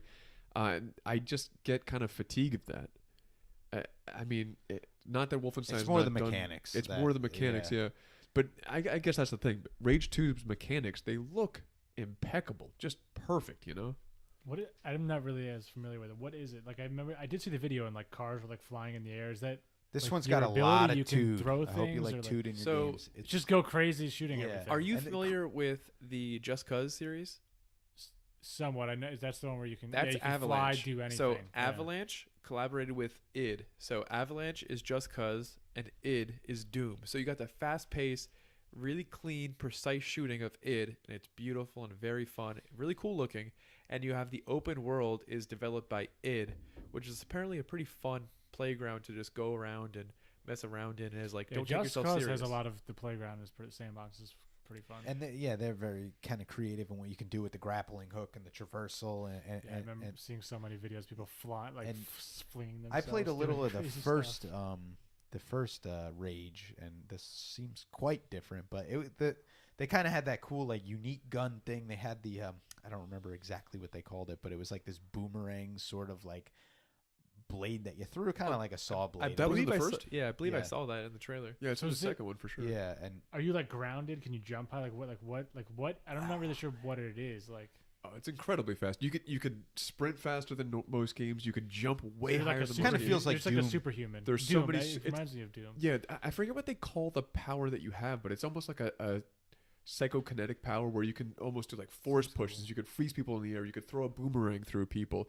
All It's this just while gonna you be- have some of the fastest gun mechanics that look similar to Doom. You know how Doom? Have you seen Doom's mechanics? Where Yeah. it's super fast-paced gun mechanics. And you're sprinting through. You're knocking crowds away with almost force pushes. It's so fast and so cool looking. So that's what it is known for. Is they go the opposite route for shooters. So most shooters, they want you to take cover, take your time, peek corners, do a little lean. But id wants you to, if you're taking damage, don't run away, don't Yeah, hide, go fight. straight for them and take your chainsaw out and chainsaw a zombie in half or a demon. So they're known for a crazy fast-paced action that flips it on its head, and it's very like double speed almost for most shooters for your movement and everything. It's very, very fun, and it's very arcade feeling. And I'm like itching right now for like a major mix up in the first person shooter genre. It's just been so long. Like when Halo and Halo 2 really mixed that up and they changed the game with all these different mechanics they had with like friction and locking on with when the reticle turns red and things like that. That was amazing. And then when Call of Duty Modern Warfare came out and it was the most realistic, fast-paced gaming scenario, like all these things, they slowly just became like evolutions in first-person shooting. I feel like it's been forever since we had that experience. Maybe since like those Battlefronts came out. Like what was the Battlefront that was like that for Bad Company 2? yes.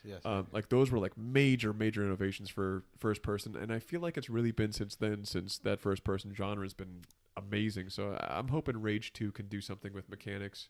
There's one other game this year that I think is very similar to Rage 2? Rage 2 and also extremely different from Rage 2 is Metro Exodus. So the similarities come in. They both look very post-apocalyptic, and you're dealing with all kinds of like guys you'd see in Mad Max, basically, and all kinds of like these zombie type characters in Metro mostly, and then they're kind of like nuke characters. But the weird thing that you're doing with the first-person shooter in both these games, neither of them have PvP, which is so odd in this day and age. It's so weird. They did a beautiful job developing this for id, and I can't see why they wouldn't do PvP. And Metro Exodus seems like it's going to rely more on story, and it looks like Rage 2? Rage 2 is going to do more gameplay. Like that is going to lean heavily on the gameplay, and then you're going to have the story and the environments are both going to be beautiful for both. But I'm curious to see which one gets a higher score. It's so weird that there's two first-person shooters that do this in a year that are so similar. Like Wolfenstein was like that was so different at the time. Having a first-person shooter that was not online, it wasn't PvP, it was none of that. That was like a major game changer. Even Doom. There's Doom from- Eternal too, isn't it? Yeah, Like, that's is that coming out. this I year? was gonna bring that up next because it kind of falls in line with that. But id, yeah. the Doom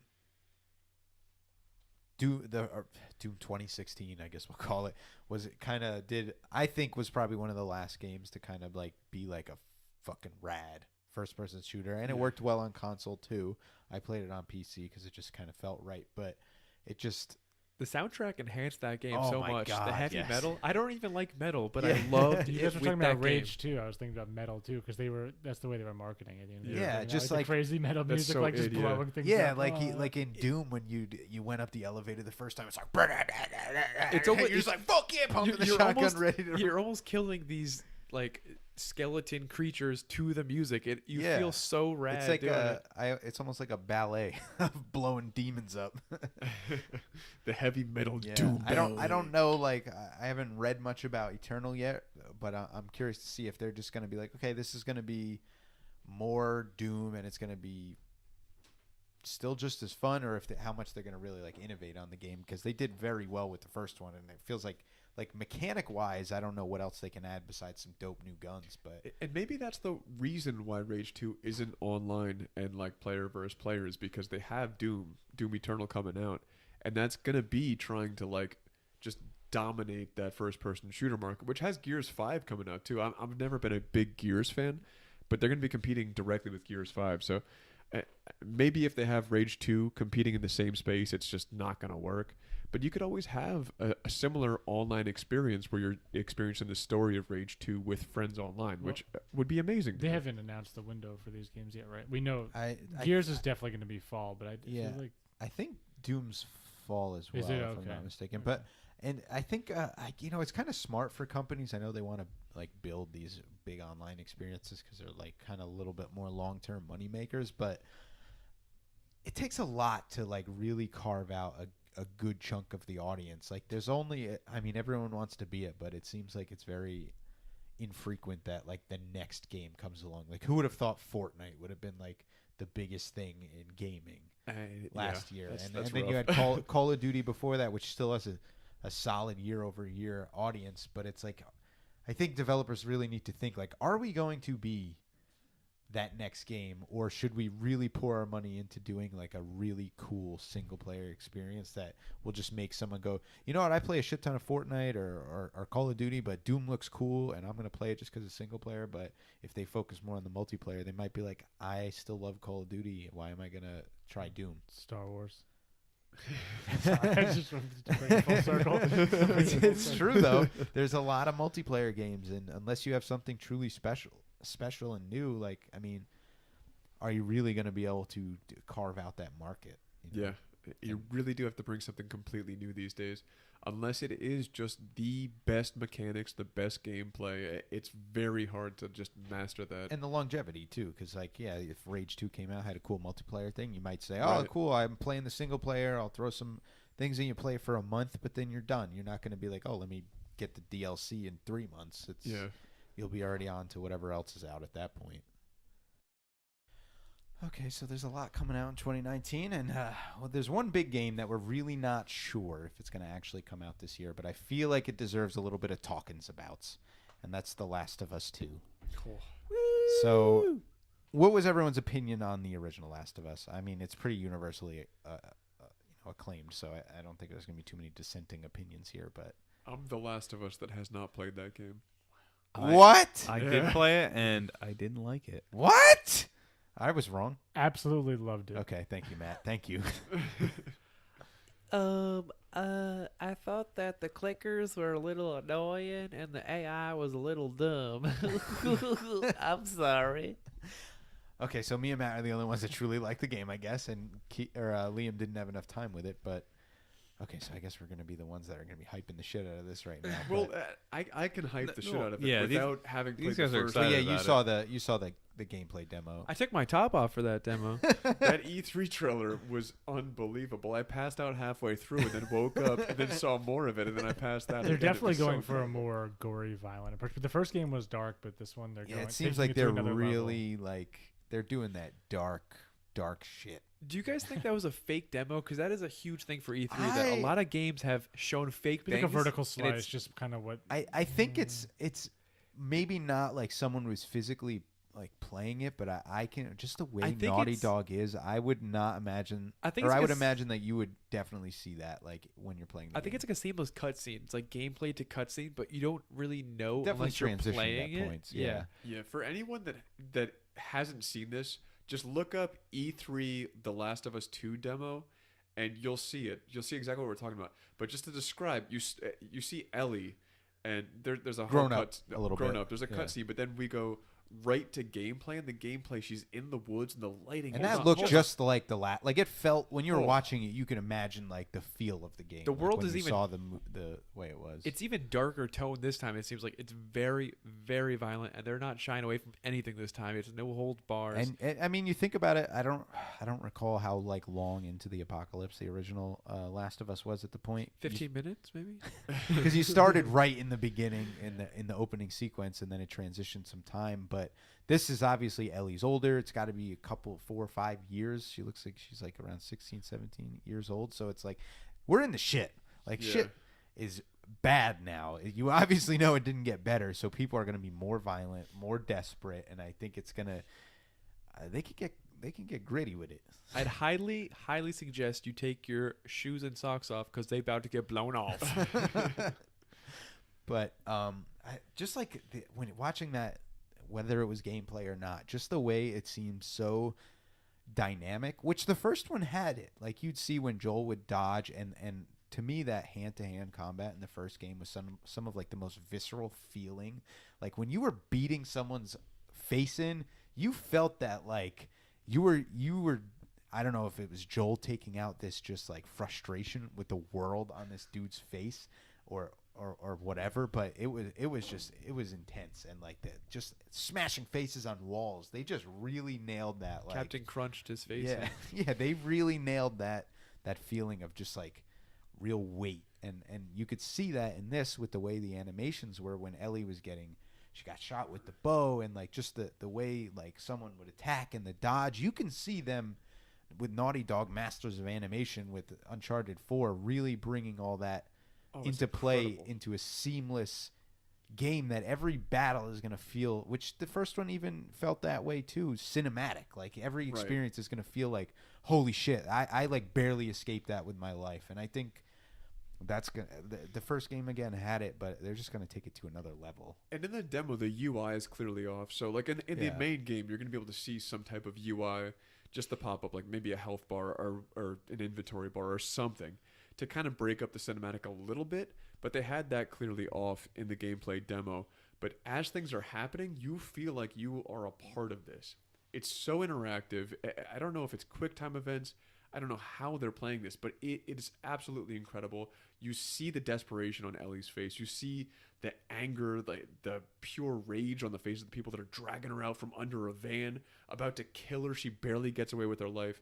It's a true cinematic experience for 12 minutes of your life. And when you go back and even kind of think about what they did with Uncharted 4, and just like, I mean, that was a T-rated game, and just like the faces that the enemies would make when Nathan Drake was snapping their necks and stuff. It was that was kind of like intense, and now you're gonna see it in this like fully crazily rendered PS4 level world, and it's gonna be something else. So I don't think it's really one for one with Naughty Dog saying like, if you like Uncharted, play this game, because that is a action adventure story game. This is a story game. Yeah, definitely very first different. It's but like, then it's survival. You think it'd be purely survival, but it's very stealth. So if you don't like stealth games, you probably don't want to go into this, because it is heavily into the stealth genre. I'd agree with that, because like I love Uncharted, and one thing too, like sometimes I don't feel like being too stealthy in Uncharted, and you can literally just go in guns a-blazing if you want. It's going to be harder with people shooting at you, but sometimes it's more fun that way, where you really can't do that so well. And you can though. That's the thing, is if you're that's what makes it, to me, that kind of dynamic gameplay that it had was you could be like, okay, there's say 5-10 enemies, whatever. You'd be like, all right, I'm going to try and take these guys out.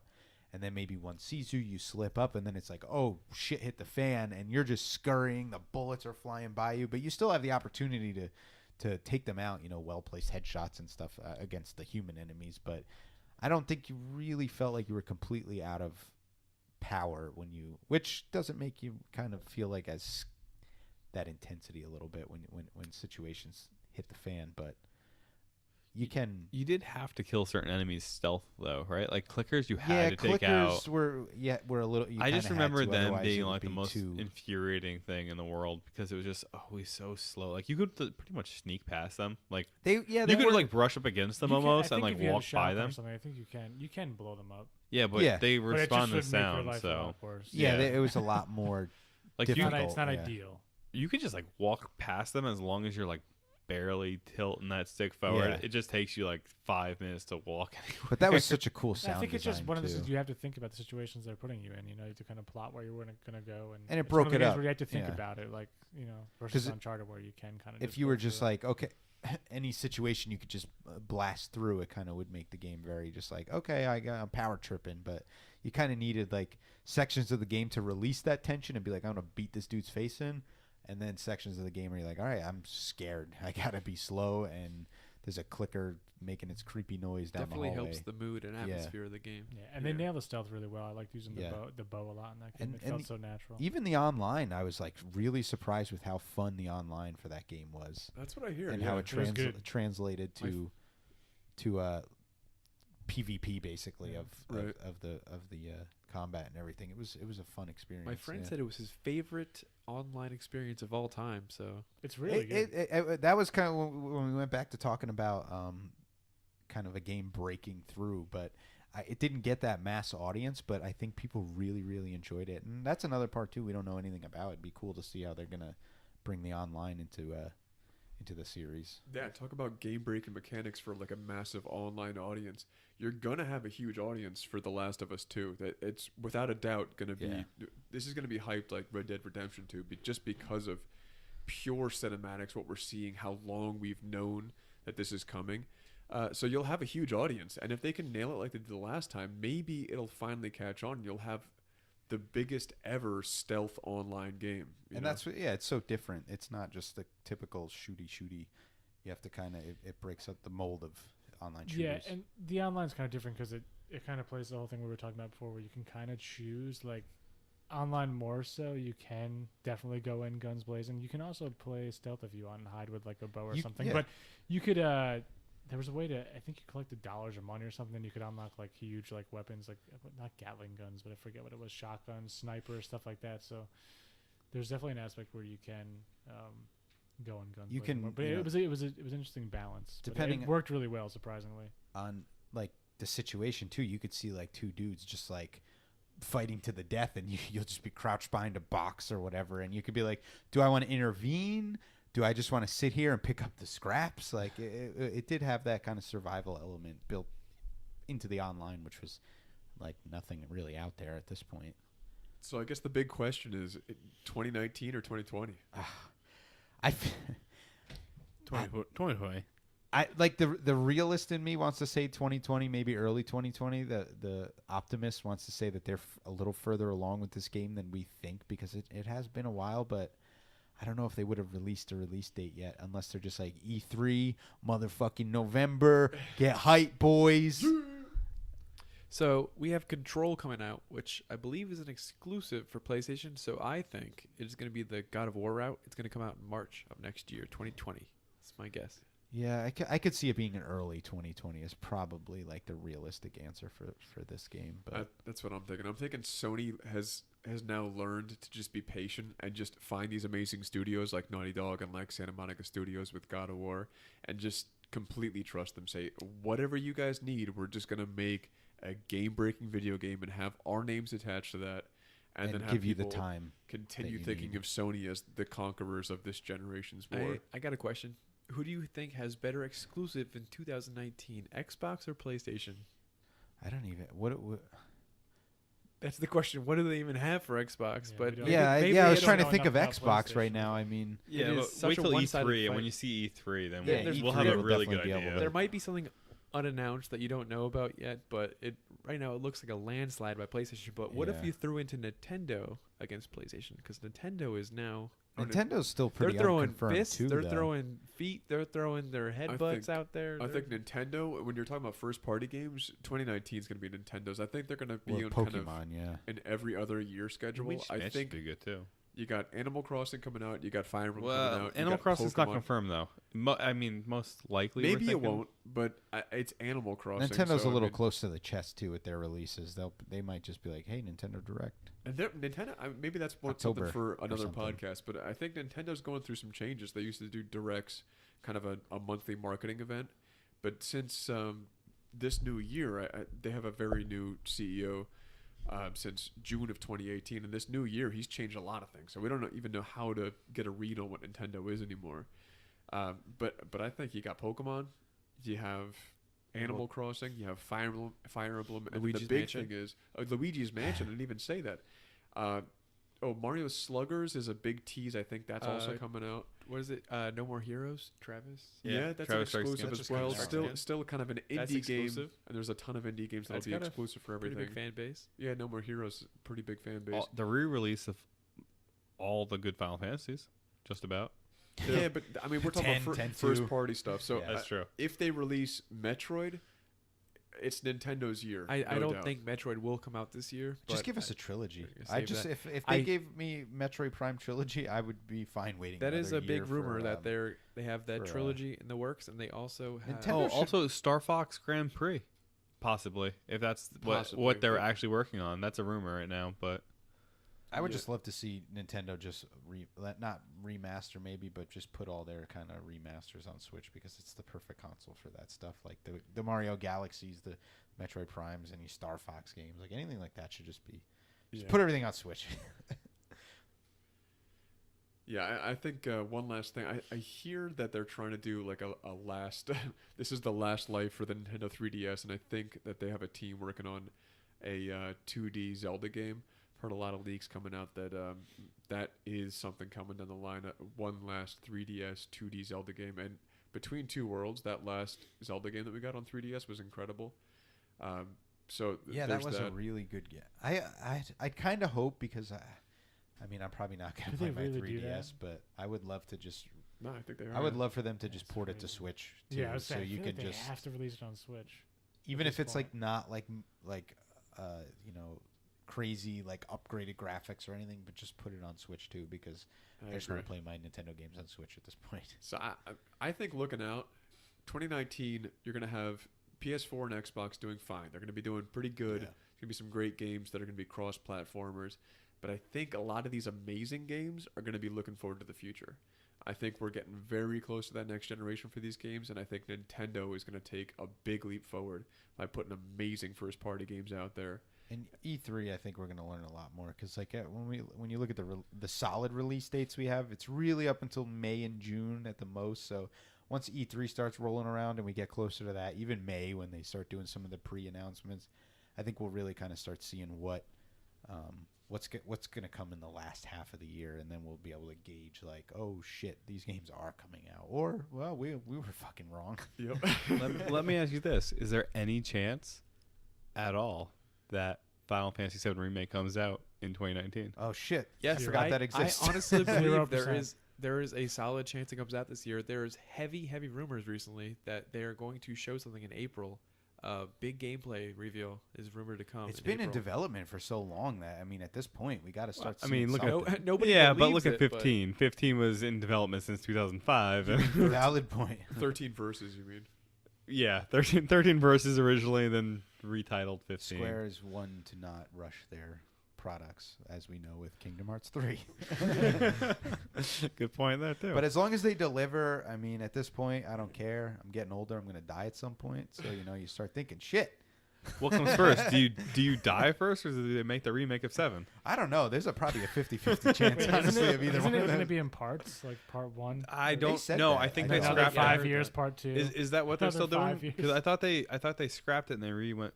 I mean, I would rather they scrap it that one. because of how fucking long it's Yeah, been. right, At that's this what I'm point, saying, like, 5 years for yeah, part 2 let's after just get the this. whole damn thing now. Oh, I I gotta- think it was supposed to be 3-part. It was a originally. 3-part like thing, but Imagine if they hopefully- took like 5 years and you get a $15 game that's like 20 minutes long. Yeah.